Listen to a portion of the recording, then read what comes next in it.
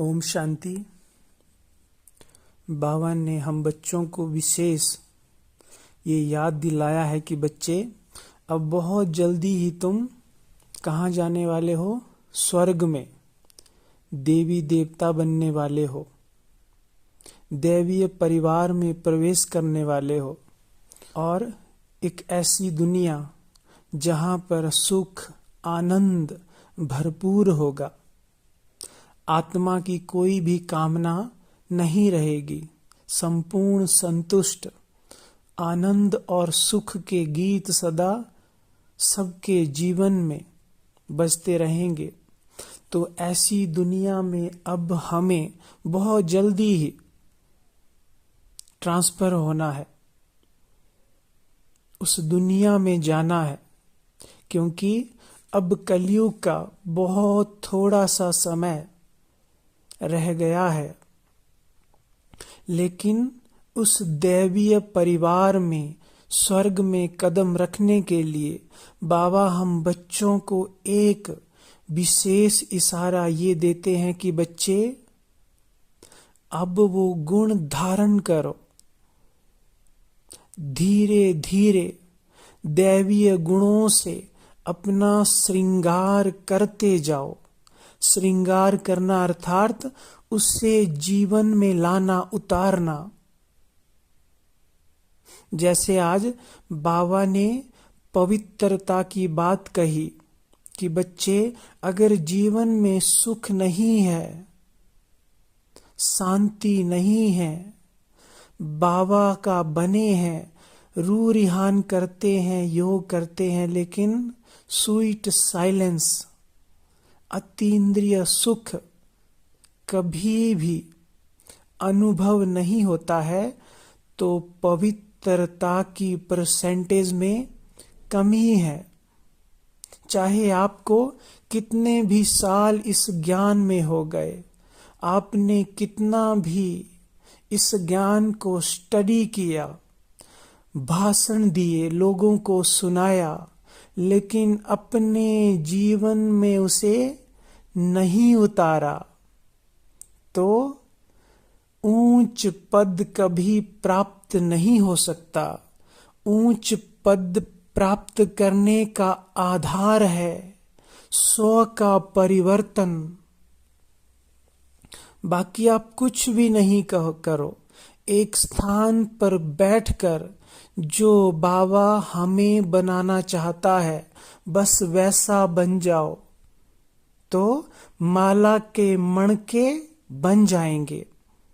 और जिस भी आत्मा के अंदर ये ईश्वरीय, ये देवी गुण आते जाएंगे, उसके वहां रहने से ही सबकी सेवा स्वतः होगी।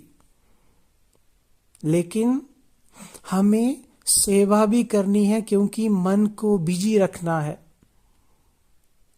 लेकिन बाबा श्रेष्ठ पद का तिलक उस आत्मा को देगा जो जितना स्व परिवर्तन में तीखा जाएगा। तो इसलिए हमें देवीय कुल में ट्रांसफर होना है, स्वर्ग में जाना है। उसके लिए बाबा कहते हैं वहां पर क्या होता है, सभी के अंदर गुण होते हैं, बहुत सुंदर गुण। सबका आचरण बहुत अच्छा होता है। सिर्फ गुण और गुण, हर एक आत्मा गुणों से श्रृंगारित भरपूर होती है और सब एक दूसरे के साथ बहुत प्रेम से रहते हैं।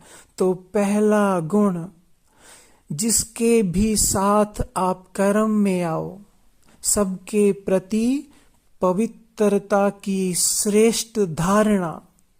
कोई आत्मा हमारे साथ कैसा भी व्यवहार करती है, आचरण करती है, हमारे प्रति कुछ भी सोचती है, लेकिन बाबा के बच्चों के मन में हर एक आत्मा के प्रति दिल से शुभ भावना, कल्याण की भावना सबके लिए समाई हो। ये है श्रेष्ठ पवित्रता। और इस जो भी हम ये पवित्रता धारण करते हैं, इसमें पेपर भी आते हैं, लेकिन बाबा कहते हैं कंट्रोलिंग पावर जिसके अंदर है वो खुद को परिवर्तन कर सकता है। इसलिए कंट्रोलिंग पावर अर्थात बिंदी फुल स्टॉप लगाने की शक्ति को यूज करो। फुल स्टॉप लगाओ, जो हुआ, जो जिसने किया, फुल स्टॉप। मैं आत्मा बिंदी, बाबा बिंदी, ड्रामा बिंदी, अर्थात जो कुछ भी 1 सेकंड पहले भी हुआ, बिंदी ड्रामा भूल जाओ, बाबा की याद में समा जाओ और अपने कर्तव्य को, स्वरूप को याद करो। मेरा कर्तव्य क्या है? तो बाबा हमें सिखाते हैं, पहला गुण है कि बच्चे सबके साथ प्रेम भाव धारण करो। प्रेम भाव का मतलब ये नहीं है कि सबके साथ बातें करो, मीठे बोल बोलो, अंदर से कोई और भावना है, नहीं। चाहे आप कम ही बोलो, लेकिन मन में सबके प्रति रूहानी, ये मेरे दैवीय कुल की आत्मा है, बाबा का बच्चा है। और दूसरा प्रेम भाव का मतलब है इसका सब कुछ अच्छा हो। चाहे कोई आत्मा आपसे आगे बढ़ रही है, किसी आत्मा को सेवा करने का मौका मिल रहा है, हमें नहीं मिल रहा है, तो ऐसा नहीं हम उससे जेलसी करें, उसके प्रति नेगेटिव सोचे। ये तो बाबा कहते हैं ये तो थोड़े समय का खेल है, इस खेल में उलझो नहीं। श्रेष्ठ पद पाना है तो श्रेष्ठ आचरण को जीवन में लाओ, और मेरा आचरण बाप समान हो। बाबा ने कभी भाषण नहीं दिए, सिर्फ मुरली से बच्चों का श्रृंगार किया। बाबा के अंदर कुछ ये नहीं था कि मैं बहुत सारे लोगों के आगे लेक्चर दूं, भाषण करूं, बहुत सारी भीड़ मेरे पास इकट्ठी हो जाए, नहीं। ये है फैमिलियरिटी की माया।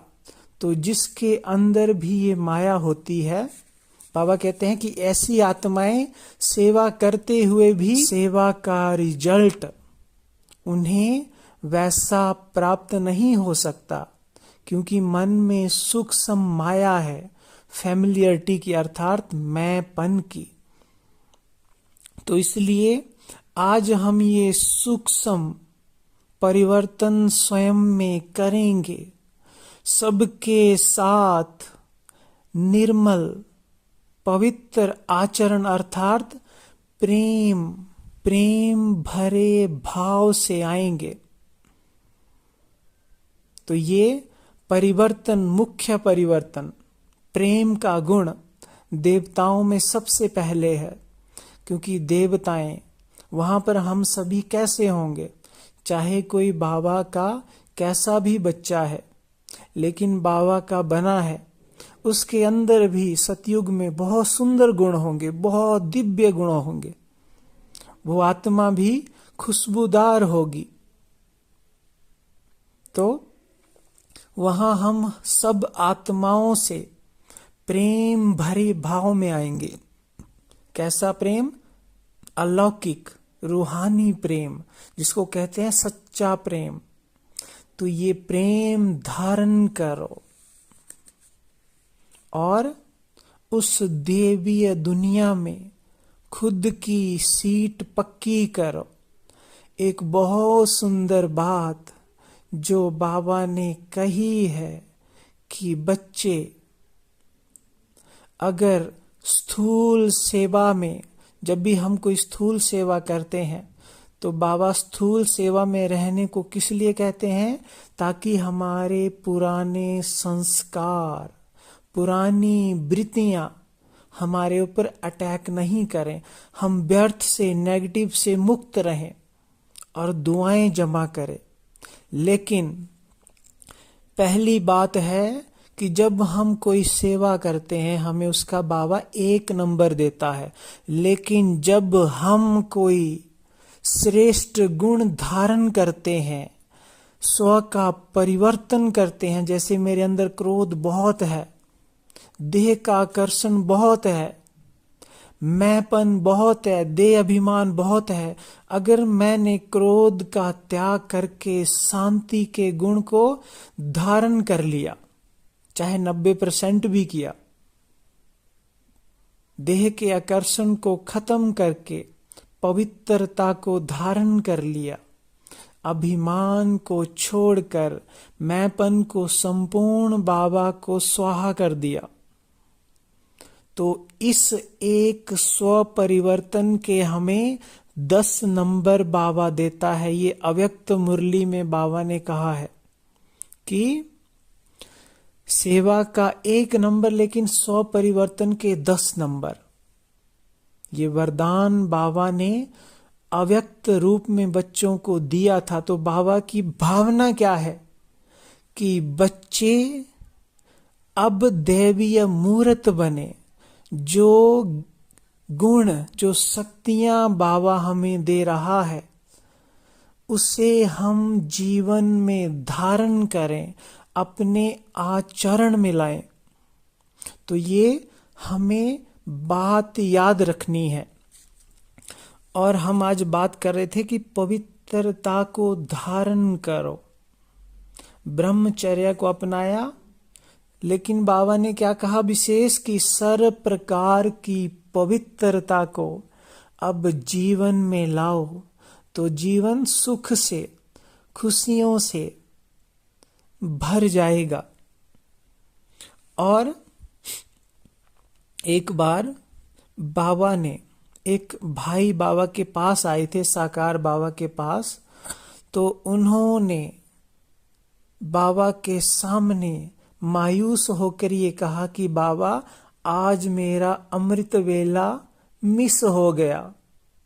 गलानी अनुभव हो रही थी उस भाई को कि बाबा की श्रीमत है कि बच्चे अमृत वेला उठो, मुझे याद करो, क्योंकि अमृत वेला जो हमें प्राप्ति हो सकती है वो पूरे दिन में नहीं हो सकती। तो उसे थोड़ा ये गिल्टी फील हो रही थी। तो बाबा ने कहा बच्चे शांत हो जाओ, अमृत वेला मिस किया तो बाबा माफ कर देगा, लेकिन अपवित्रता का कोई दाग लगा तो बाबा कभी माफ नहीं करेगा। बाबा आपसे दूर हो जाएगा। तो देखो बाबा को भी ये पहली धारणा, पहला गुण कितना प्रिय है, बाबा को कितनी इच्छा है कि मेरा हर एक बच्चा खुद के जीवन को पवित्रता से श्रृंगारे और सच्चा सुख और शांति पाए। फिर बाबा ने कहा कि भले ही तुम अपवित्र बन के फिर पवित्र बन जाना, लेकिन जो साथ बाबा का अभी मिल रहा है उससे वंचित हो जाओगे। एक बार दादी ने ये अनुभव भी कराया था कि जो भी आत्माएं बाबा से मधुबन में मिलने गई तो उसमें कुछ आत्माएं बाबा के बहुत करीब थी और कुछ आत्माएं दूर थी, जिनको बाबा ने दूर से भोग खिलाया। भक्त आत्माएं थी वो भी दूर थी, दूर से बाबा उनको दृष्टि दे रहे थे। और कुछ आत्माओं को बाबा ने गोद में बिठाया था, पास में थे। तो दादी ने जब बाबा से पूछा कि बाबा ऐसा क्यों, तो बाबा ने कहा कि जो बच्चा जितना पवित्र है वो उतना ही बाबा के समीप है, वो उतना ही बाबा की समीपता का, साथ का अनुभव करेगा।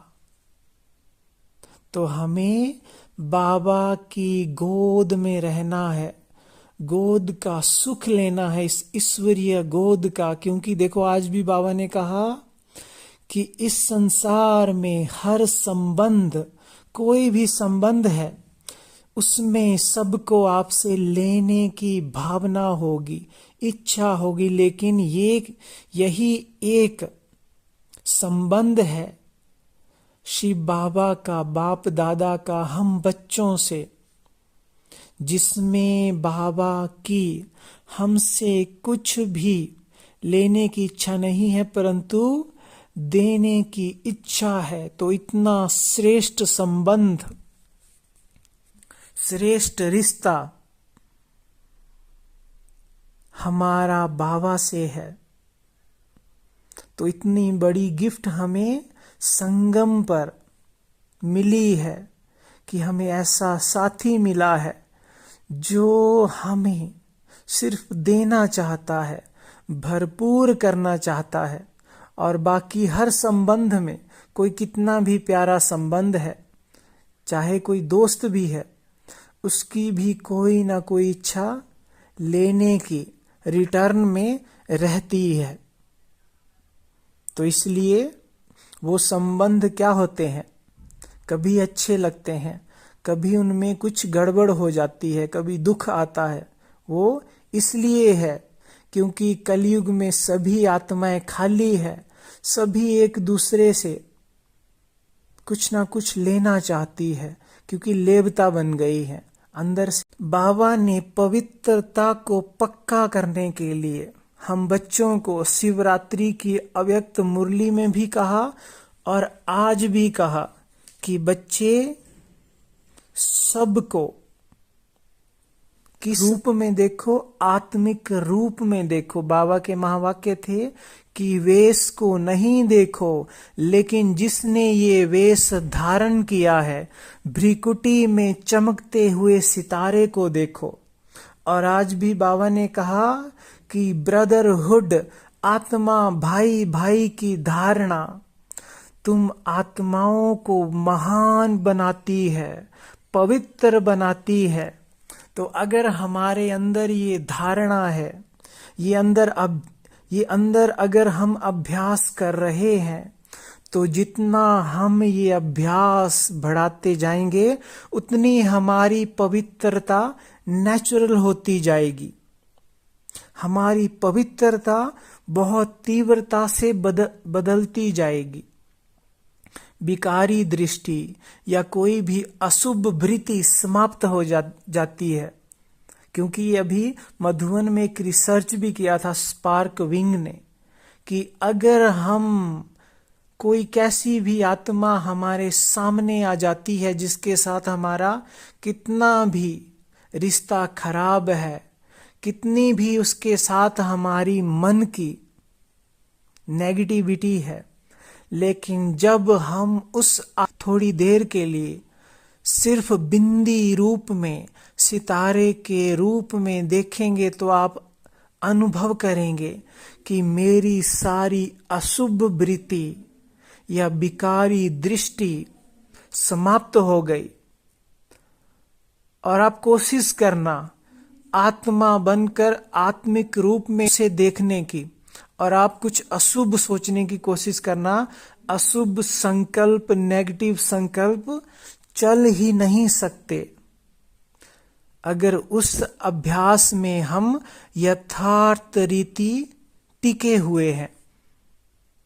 और बाबा ने बहुत सुंदर कहा कि बच्चे अब वेश को नहीं देखो, आत्मा को देख आत्मा से बातें करो। क्योंकि ये हड्डी मांस का वेश तो ये आत्मा का वस्त्र है, क्षणिक है।